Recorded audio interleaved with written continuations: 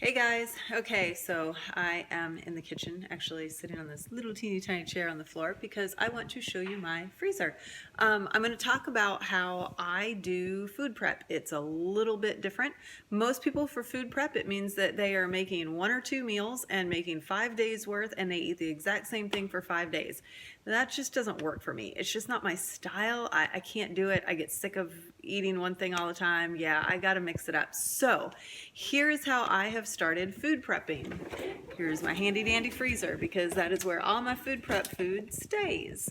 So in my freezer, everything in here is always pre-cooked. I don't have any raw meat in this freezer at all. So let's start over here. On this side is all of my meats, all of my protein sources, I should say. I have pre-cooked chicken. This is just plain chicken that I boil. I lay it all out, I shred it, and then I lay it all out onto a cookie sheet, and that way it freezes individually. So when I'm ready to use it, I can just scoop in however much of a serving size I need, and it's ready to go. This is breakfast sausage, same thing, pre-cooked, frozen, so that makes quick protein to add to breakfast. And my breakfast sausage is made from fresh deer meat, so there's nothing crazy added to it, no nitrates and all that garbage that you shouldn't have from the store bought grocery or store-bought sausage. Chipotle chicken, same thing. I make it ahead. I actually make this in my pressure cooker. I lay it out onto a freezer pan, freeze it all, break it into chunks. My quinoa, because yes, I do include quinoa as a protein. Here's my herb chicken broth. I know that's not technically protein, but I use my herbed broth a lot just to season my foods. So meat side. Anyways, here's a taco meat. I've got chili. I have barbecued chicken. So that is my protein side, and that's just one freezer. We actually have 3 freezers. So I have another freezer where I keep ham. We buy the spiral sliced ham, and I divide those slices up into individual serving sizes. I stack them into a plastic container that we store those in and put parchment paper in between them. And so every single layer of that parchment paper is 1 serving size. It also helps us to be able to control our serving sizes. We have 3 adults in our house. Not everybody eats at the same time. Not everybody has the same thing that they want to eat at the same time. So having our foods prepped this way really helps us out. And it helps us to have healthy options so that we're not just grabbing like a peanut butter sandwich and chips or some crap like that. So not that peanut butter's bad, but you know what I mean, like a good meal. Then on the other side, so this is where all my veggies are, and yes, I do use some just frozen straight from the store vegetables, but as much as possible, I really like to buy fresh veg, and I do the same exact thing. Like here is my okra. I lay everything out onto a cookie sheet. I freeze it so that it is individual, and then I put it into the bags. Here's my asparagus, same thing. Lay it on a cookie sheet. It is all individual. I can literally reach into that bag, grab a serving size, and be ready to cook. Here's my green peppers. They are already pre-cut, so ready, quick cooking, quick for making meals. Oh, this is one of my son's favorite. This is actually cabbage and carrots, and this is all cut really fine. I actually do go ahead and cook that with just a little bit of soy sauce and some other Oriental seasonings. That makes a really good quick stir fry. I've got zucchini.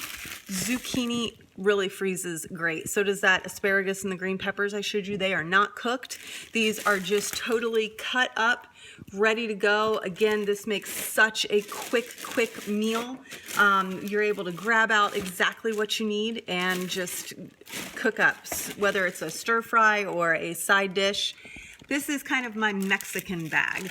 This has my enchilada sauce in it. It has my homemade tortilla or homemade green salsa. Let me see if I can get that open. I'm trying to work with one hand here.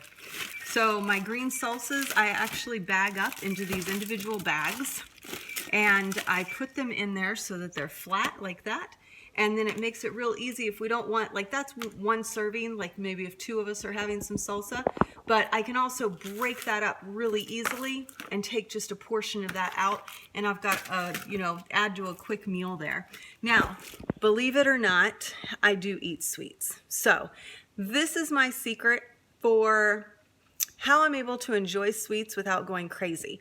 If you keep the bag of Oreo cookies like easy to get, and nowadays they make the bags really easy to get into because it's like that instant resealable thing. Yeah. You're gonna sit down with the whole package and you're just gonna eat, and all of a sudden you're gonna go, oh crap, I just ate half the bag of Oreo cookies, and that sucks. So I do buy sweets. So here are, oh, there's my pizza. I do the same thing with pizza. Like, you don't need to be eating half the pizza. Eat some, freeze the rest. I freeze mine into individual slices. I can actually enjoy a piece of pizza without going crazy and overdoing my carbs. So here is pound cake. Yes, I do eat pound cake. It is my grandmother's recipe. I've got cookies in here. Everything is done into individual serving sizes. So when I am hungry for a sweet, first of all, I've got to work for it. I can't just go to the pantry and pull out that Oreo cookie bag and zip it open and there it is. My cookies, they are each individually wrapped. They're frozen. I've got to go, I want a sweet. I've got to dig it out from the freezer. I have to unwrap it. I have to defrost it. I'm working for my sweets. I have to really want a sweet to be able to go through that, right? And once you've eaten that 1 serving size of cookie, I am less apt to go, I really want another cookie, because I have to go through the same process again. Listen, it is really hard for all of us to control our sweet tooth. So by making these things, I have them, but they're not as accessible. By making them that way, it makes me, or it helps me, I should say, control that sweet tooth a little bit more. I've got, one of my favorites, these mini chocolate croissants. I buy the mini ones just because, hey, smaller serving size. And I do actually have some gluten-free. Those are my gluten-free chocolate chips. I've got gluten-free banana cookies in here that I make. I've got orange scones. Again,